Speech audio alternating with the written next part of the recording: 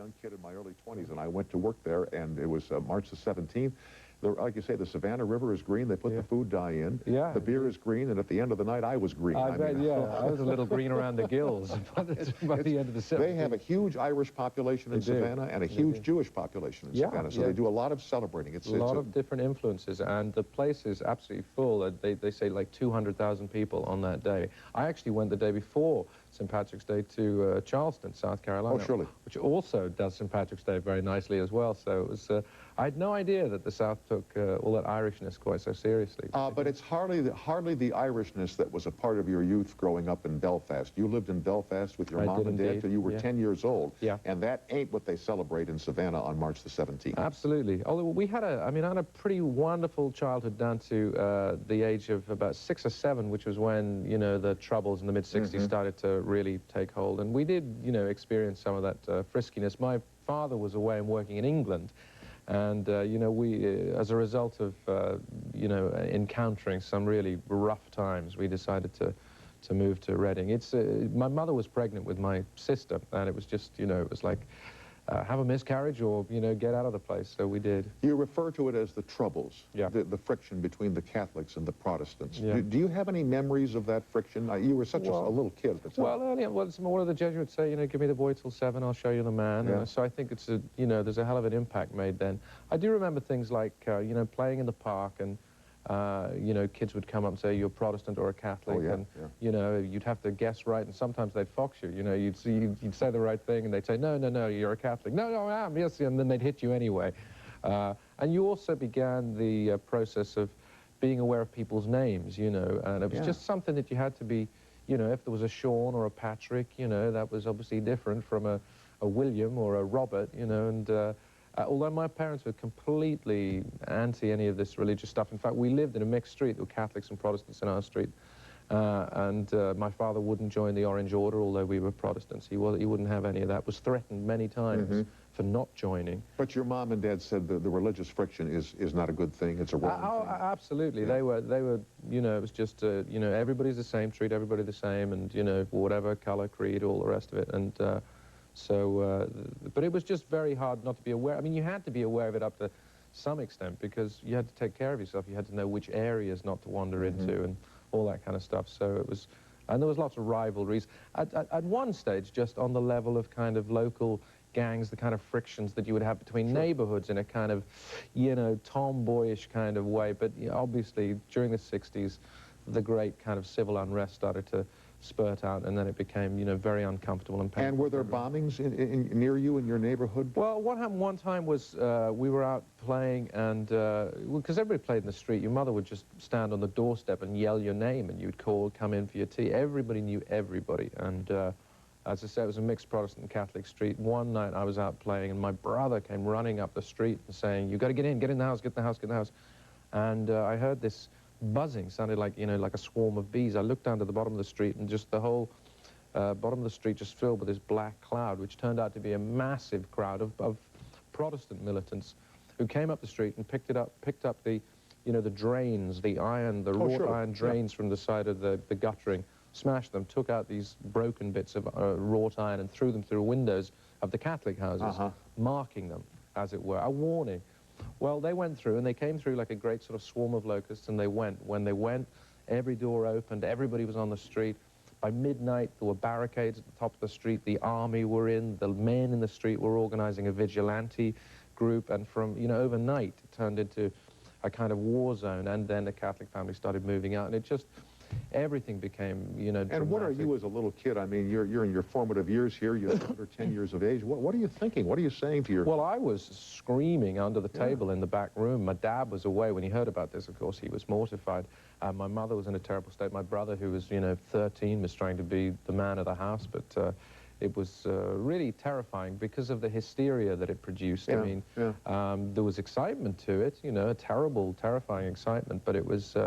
it just, you know, it made one feel very, very uncomfortable and uncertain. And in the end, with the opportunity to leave, because my father's work took him to England. Right. As you said, you moved to Reading, and it was really time when you were about 10 years old. That's right, yeah. But you did have some school days in Belfast. You would go to school there for a time? Oh, yeah, and it was, you know, it was very different from what I experienced in Reading. Terrifically strict, you know, great disciplinarians, you know. Well, we've had this man on, Frank McCourt, Angela's Ashes, exactly, and he grew up in Limerick, and he said, schoolboy, they were really taskmasters. They really were tough. This felt faintly Dickensian to me, in retrospect. And it was certainly, you did an English and a maths composition test every week, and you were marked, and according to your marks, you sat near, you know, best in the class sat nearest the teacher, and so it went down to the bottom right-hand corner of the class, which was the people who were less able to do well in those tests. So it meant that the teaching was, you know, not necessarily fair.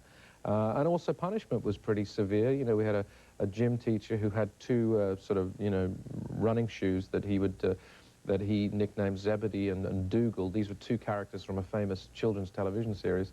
And Dougal was his right hand, which is the one you did not want to get because he was right-handed, and Zebedee was the left hand. You just prayed. And he would just bring you out to the front of the class, you bend over, and he hit you 3 or 4 times. And what would you have to do to get that punishment? What was the offense? You know, that could be turning around, being heard to whisper. It was pretty tough. There was certainly no reasoning, no, come on, listen, you know, what's the problem, whatever. Just you, oi, here, bend over, boom, boom. Thank you very much, sir. We lived in terror, absolute terror. We used to have the Jesuits when I went to prep school back in Milwaukee. We used to go to Mass in the morning. And there's a way of kneeling up straight and a way where your behind is on the bench. And if some of these young Jebbies caught you with your back on the bench, they'd come up behind you and give you a chuck. Well, you were sore for a week, but boy, you knelt up straight. I mean, you know, there's no arguing that there's some kind of benefit. And then McCourt wrote, like in school, there would be almost discipline at mealtime. There'd be monitors in the lunchroom to make sure you didn't do things that were considered, you know, infractions of the rules. Exactly, and I had like kids have dislikes for things. I didn't care for puddings particularly, you know, rice puddings, you know, these terrible English things where you get tapioca. Tapioca, all this kind of stuff that, you know, at that age you think just looks like sick. So I'd try and avoid eating these things. So I'd have a plastic bag and try and, you know, you'd have to take your tray, chuck it in there and everything. And I got caught one time by this kind of SS officer who was checking me out and who said, you wouldn't be allowed to get down from the table till you'd eaten all this stuff. So I said, I'm not. And I ran out in a great flounce and went home and then had to be brought back by my mother. The great shame of being taken to the headmaster to be asked, if you can imagine such a thing, to be excused from puddings. It was that. Well, that was. I should have eaten the puddings rather than go through that rigmarole. Excuse me, could I be excused from pudding?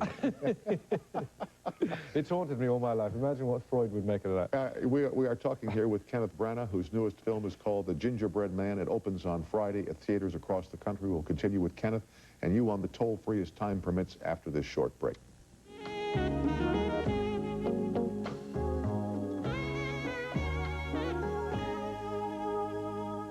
Rolled into one, the 20 top artists and entertainers of the century. Rare interviews. Everybody in this life is an actor. Classic footage. People of the century. The CBS News Time 100. Thursday.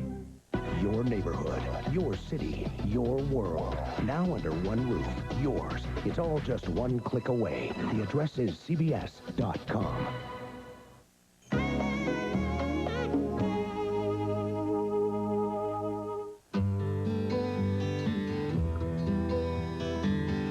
Where have all the children gone? Long time passing.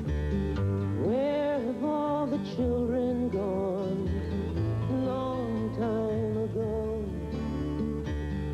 Where have all the children gone? Gone to graveyards one by one. Oh, when will we ever learn? Oh, when will we ever learn? Every day, 10 children are killed by gunfire. The killing won't stop unless you help stop it. Call 1-800-WE-PREVENT to find out what you can do. Not one more lost life, not one more grieving family, not one more. Oh, when will we ever learn? The balloons are coming. Channel 3 invites you to believe in the magic of your dreams at the 10th Annual Lake Champlain Balloon and Craft Festival, June 5th, 6th, and 7th at the Champlain Valley Exposition, presented by Citgo. You won't want to miss this year's special fireworks extravaganza or the spectacular evening balloon glow. Most events rain or shine. The 10th anniversary promises to be the biggest and best yet. Channel 3 invites you to celebrate 10 years of magic at the Lake Champlain Balloon and Craft Festival. With Kenneth Branagh, here is Steve on the toll-free in New York City. Hi, Steve, and welcome to CBS Late Night. Hi, Tom. Go ahead, Steve. You're on the air, sir. I would like to ask Mr. Branagh what he finds most amusing or entertaining about life in the United States as opposed to the other side of the pond. Well, Steve, I find lots of things amusing and entertaining, but I'd tell you what I find refreshing is the enthusiasm, general sort of enthusiasm here that we lose a little bit of back home. You know, there's a kind of certain kind of English reserve or repression that makes us a little nervous about expressing enthusiasm when we cover Really? it. Even in the 1990s? Yeah, we cover it with a little bit of cynical, cool kind of stuff. But I think we find it a bit embarrassing to get enthusiastic about things, you know. So I like it here that people, when they enjoy something, they really express it, and I think that's fun. What amuses me, I guess, is American sports, which I love, and which I continue to, you know, torture myself with trying to work out the rules, the lingo in American football, which I love and look forward to. You mean the Super nickel Bowl. defense? Oh, just the whole, you know, running yards and all these, you know, abbreviations. Yeah. It's like chess to me. I can't get it, but it's fascinating to watch, and I pick it up slowly every time I'm here. You know, in your business, movies, have we not in this country built up a tremendous head of steam, no pun intended, over Titanic? Oh, yeah. Have you ever seen anything like, not since Gone with the Wind? It's amazing. Or Lawrence of Arabia? It's a phenomenon. I actually saw the movie yesterday, and I saw it in a huge house in Westwood here, and it was packed. I made sure I went early, got my tickets, and then went and had something to eat. And that in itself was a fantastic experience to see a big old-fashioned, well, I say old-fashioned in the sense that it was big, spectacular, and the house was packed, and that was great. And it's whatever it is, 3¼ hours, and the place was wrapped, and this was all ages and sizes and shapes, and everybody went with it. And it is a staggering piece of filmmaking. No question, no question. no question. It's staggering. Beautiful performances at the center of it as well, I think. But really, it's spectacle, and see it. It's nothing like experiencing that kind of thing with a huge room of people, because all the sighs and the gasp and people clap at the same time. That's, you think, yeah, this is why we go to the movies. It's fantastic. So much nicer than seeing, you know, lovely our small multiplexes and the wee screen. And yeah, but no, like it wouldn't work there. It wouldn't work. Oh, no, you've got to see this one on a big screen. I'm glad you called, Steve. Thanks for watching us tonight. Yep, thanks, Tom. Okay, take care now. Yep. So when your father went to Reading, when his job took him to Reading, was that like escaping from hell to leave Belfast? It was very tough for me. I remember weeping when they told me we were going. I was very much in love with a girl called Amanda Watson, who had no interest in me whatsoever. Amanda. I do, Amanda, you see, they're all the same, the Amandas. But I used to, oh man, I used to walk home from school. She was in love with a guy called Edward Brown, who always got more marks than me in the maths test every week. So he was always one seat in front of me and beside her. So that was something of a torture. But I would go home, wait outside her gate, the way people in love do, hoping somehow that she would, by clairvoyance, you know, come to the window and think, there's the man I love. I used to go, oh God, I used to go to bed thinking, well, maybe she could marry both of us. Maybe she could marry me and Edward Brown, and I don't know, we'd work out some strange arrangement. But so leaving Amanda. How about push Edmund Brown down an elevator shaft? this I worked out much later on. I didn't, you know, I didn't work out the tripwire gag then. But that was a big, pull, and we left and went to England, and you know, we didn't sound proper. Very odd to be in England at that time. With the accent, yeah. Yeah, the news was full of everything that seemed to somehow imply if you were Irish, you were carrying a bomb, and coming from a, you know, very solid working class environment into somewhere that was a little more sort of middle class and people more aware of status. And my mother was taken away from this huge extended family. I had aunts and uncles and cousins all over the place. So we were in Belfast. You knew exactly where you were. You know, you just had this sense of who you were, and we went and would just fish out of water. It was a real tough time for my mother during the 70s. When we were let me contrast your life then and your life now. I read that you took your mom and dad to the White House to meet the President of the United States. We had that great privilege last year through Jack Lemmon, who I had the great good fortune to work with. He was being honored by the Kennedy Center. Kennedy Center, right. And by the way, what a dear man who was in a tough spot last night. Oh, yeah, he dealt with it beautifully and was so touched, as we all were, by Ving Rhames, who made just a sweet gesture. But they all handled it very nicely. Yeah. Jack is such a, He's a marvelous, marvelous fellow, as kind as a kind thing. Pro. Big time pro. And I was privileged to be asked to go and give a sort of eulogy about Jack, and they said, well, you know, you can come along, you can, you know, bring some friends along. And I said, oh, that's great. Do you mind if I bring my mum and dad? And they said no, because perhaps they'll like to come to the White House. And I went, well, why White House? So my dad, who hasn't been too well the last year or two, a bit nervous about traveling, and mum also, they're just getting to an age where they get a bit concerned about that. I said, I left it very late in the day. I said, you're coming over next week, and you're going to join me in Washington. Washington, why? You're going to meet the President of the United States. What? So they were in shock for about 3 days, and then they got on the plane, then they came, we went to the White House. As we were going in, we walked up those steps, and they just chests puffed out to hear my mother with their boy. Huh? Oh, yeah. It's a long way from Nelson Street, son. It's a long way from Nelson Street. So we went in there, and we got to meet the president. We stood in line, and he very sweetly said, I'm not blowing my own trumpet, he did say it. He said, you know, big fan of your movies, we watched them all. And I said, really, could you tell my dad that? And he was there, said, oh, yeah. And they put their arms around him and turned him around and gave him a photo. And we left, which now sits above the mantelpiece. Oh, sure, sure. They walked out of the room, and my dad's knees kind of went like this. You're right, John. And couldn't speak. Then we turned around and there's Goldie Hawn, and was so sweet. Her and Kurt Russell was so sweet with my mum, and they did all the things. And they were just on cloud nine. And then, you know, anytime the subsequent couple of days, they tried to talk about it, and I'd say, anything you remember? And my dad would just go, I don't know. That's so sweet, though, how to make your mom and dad proud and give them a time like that. That's great. And then, like, you met the king and queen early on, too. The queen and Prince Philip, I should say. Yeah, way back, actually, when I was at the Royal Academy of Dramatic Art, I got to meet them. They came for the 75th anniversary, and we did this kind of weird ragtag show. When you meet them, do you get the sense that they've done this before? There is a little bit of that, and God knows they have, you know, and I don't know whether meeting a bunch of anonymous drama students was high on their list of things. Probably not. Things I must do this decade. But anyway, they came along, and the Queen was very nice. Everything. Prince Philip was coming along, and eventually got to me, and the eyes were just starting to glaze. And so I think he'd asked everybody, you know, it's nice being an actor, or whatever. And eventually he got to me, and the eyes were beginning to cross, and, you know, he says, so, how's the catering? What, sir? The catering, do they have sandwiches here? No, they have proper meals here, sir. They've got, you know, we have hot food. Yes, they've got hot food. Cold. You don't want a sandwich, do you? I thought maybe he's trying to find. Maybe he's hungry. He needs a slice of meatloaf or something. But I felt sorry for him because I thought, you know, he's. Hey, it's not easy being royalty today. It is. Maybe 500 years ago, yeah, but today it's really tough. Yeah, you know what the catering's like, so you never. You know, what are you going to do? So let me do a fast break. We'll talk about your picture, The Gingerbread Man, with Kenneth Branagh. We'll be right back after this break.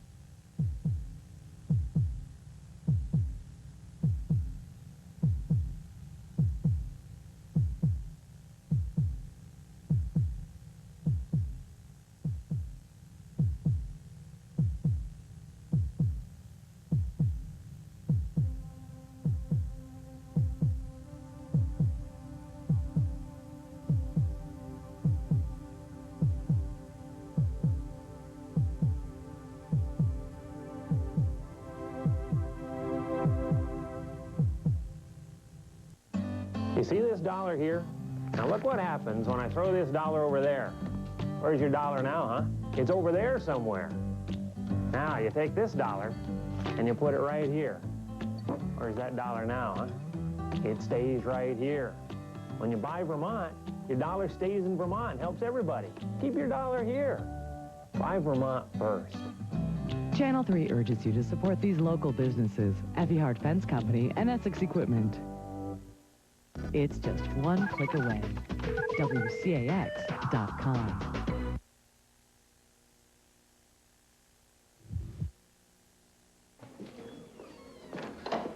Libby? Mr. McGrew. Jeff? You're going to have to stop it. We're going to be forced to call the authorities. Miss Harry, call the police. Okay. Mr. Magruder, Put this on, honey. We're going to take a little trip. Perfectly what you're Tell me where your brother is. Do you know where he is? Mr. Magruder, I know you're having a bad Where is divorce that classroom, honey? and a We're bitter gonna find custody him. battle here. Oh, hey, Jeff! Jeff, there he is. Hey, how are you? These children We're going to go on a little trip. Listen, cannot I can't talk about this right now. When I can, I will call you. I'm going to turn you on what I'm doing. Now, settle down. Look, settle down. We don't have to bring this. Don't settle down. First of all, nice southern drawl. Oh, thank you very much. Secondly, what's going on there in that school? Well, you know, I'm under threat by a man who's stalking my children, and I'm separated from my wife, and so the process of taking them out of school is a tricky one. Mm-hmm. They don't believe me, and they need permission from their mother, so that's a problem. I'm nervous. I feel I'm being watched and stalked, and so the kids have to go. Then I have to make up a story to the kids. It's all right. And it's just one man's nightmare, you know, all because I fall originally at the beginning of the story for a gorgeous femme fatale played by M. Beth Davids, who is mysterious and enigmatic and trouble, as femme fatales are. Did other members of the company develop a southern accent as you continued? How long were you in Savannah? We were there for about 3 months, yeah. Oh, yes, then you would, wouldn't you, a little Yeah, bit? and everybody did. M. Beth Davids, actually, was a wonderful South African actress who was in Schindler's List, does a wonderful drawl. Robert Downey Jr. is in it, Tom Berenger, Robert Duvall, Daryl Hannah, all practicing hard on that southern drawl, and all being... You all hurry back here. Yeah, we sure were. And also there were a lot of... Robert Altman, who directed it wonderfully, he's a marvelous, marvelous director, was canny enough to put a lot of real Southerners in there, real lawyers and attorneys. So they were pretty sharp with us, you know. They would check out the accent from time to time. They're the ones you need to play. May I ask you about Hamlet for a second? Certainly, You're the man that you mentioned, Jack Lemmon, was in that picture. Yeah. You used a number of Americans, Billy Crystal and Robin Williams. But I want to ask you about Sir John Gielgud, who I think was 92 or 93 when you made Hamlet. Yep. And from what you said about him is as near the top of his form as one can be at 92. And Yeah, it's right there. Fantastic. Isn't that wonderful? Curious mind. This is a man who's so up with everything, you know, reads the newspapers, watches television, knows what's going on, is thrilled. I mean, the person he really wanted to meet on Hamlet was Kate Winslet, some from Titanic, 70 years his junior, who was in the movie, and he... Why, the old rake. He just, oh, I know. He just wanted all that gossip, you know, about Titanic and Leonardo DiCaprio and everything, and... but he also, he's a typical actor, wonderful actor, 92 years old. I went in to see him in his dressing room. He was playing this Priam, this old character in a toga, and he was only on for a day, but he was sitting in his dressing room doing the Times crossword, of course, which he does in an irritatingly short space of time, and I just saw his shoe underneath his toga, and I said to him, those aren't costume shoes, are they? So he said, no, I've got the whole costume on under here. I've got my whole day clothes on under here. And he hadn't changed at all. He'd just thrown the toga on. He says, because I want to get home early, darling. Something on the telly. So he was a complete kind of regular pro, and he had his little flat cap on, paper under the arm, cigarettes. So, you know, all in moderation, the odd cigarette, the odd drink and everything. But a wonderful, wonderful guy. Well, did you get him proper shoes? We did get him proper shoes. In fact, no, I'll tell you what, he just... I negotiated with him and said I would never shoot him from below the knee. Oh, okay. So he kept the shoes on. So he whipped the toga off and go home and watch the telly. Exactly. Have a little smoke and a pop. That's so sweet. It's one of those things that you do when you're not paying people much money. He also sweetly said that we should donate his fee to the British Cancer Society. So he was very, very good about all of that. Now, in reading about your holidays, you have a new home that's very close to where your mom and dad live. Indeedy, yeah. And we were talking a little earlier about experiences with builders. Now, yes, you know, I've had those. Yeah, and they all work for the same company. I think we agree. All the lads very nice. No quibble against them personally. All lovely guys. But as a group, there is a conspiracy. Contractors can be difficult. Yeah, there's no there's all, you know, there's just that intake of breath and that, you know. Right, well, okay, yeah, no, we're here, sir, and no, we know what's wrong now. Fine, so you can fix it. Well, we haven't got the part. You haven't got the part, but you knew you were coming for 2 or 3 weeks. Oh, yeah, but we didn't know we'd need the part, even though 3 weeks ago we talked about the part you'd need. Oh, no, we've ordered the part. Oh, the part's ordered, but it's not our fault it's not here. Oh, it's not our fault it's not here. Sub. Oh, no, it's a sub. Well, you want to talk to him, mate. What happened in your house? Did you have any quirks? We had glitches. All houses have glitches. Christmas Day glitch, called us a glitch, a leak in the main room on Christmas Day with my nieces, my two nieces that I've got, who were, you know, looking at, Uncle Ken, there's a hole in the roof, water, what are you going to do? I'm cooking a turkey, what do you think I'm going to do? What should we do then? Get a bucket, because, well, how do we, because it's, oh, there's another one over there, Uncle Ken. We need 2 buckets, then get 2 buckets, and then, you know, we can sort that out. And then, Uncle Ken, the heating's gone off. Why is it cold? Because the boiler, the pilot light on the boiler's blown out, and I'm still cooking a turkey, so why don't you just get another bucket? Yeah, in fact, why don't you get a bucket and put your head in it? Pray to God the pilot on the turkey burner doesn't go out. We don't have Christmas dinner here. Exactly. So we had that. And we had terrible gales, actually, incredible storms, and the, you know, the wind blew down the chimney, and the smoke alarms went off, and it just was just one of those days. Hey, it'll all get fixed. Yeah. It'll all get fixed. Well, listen, success with the new film, The Gingerbread Man. Thank you very much, Tom. Thanks for swapping stories about Savannah, Georgia, and have a great 1998. Thanks a lot, Tom. My pleasure, sir. Kenneth Branagh is the guest. He'll appear in The Gingerbread Man. You saw the clip. It's coming up in theaters across America starting on Friday this week. We'll be right back with the author, Dean Koontz, after this break.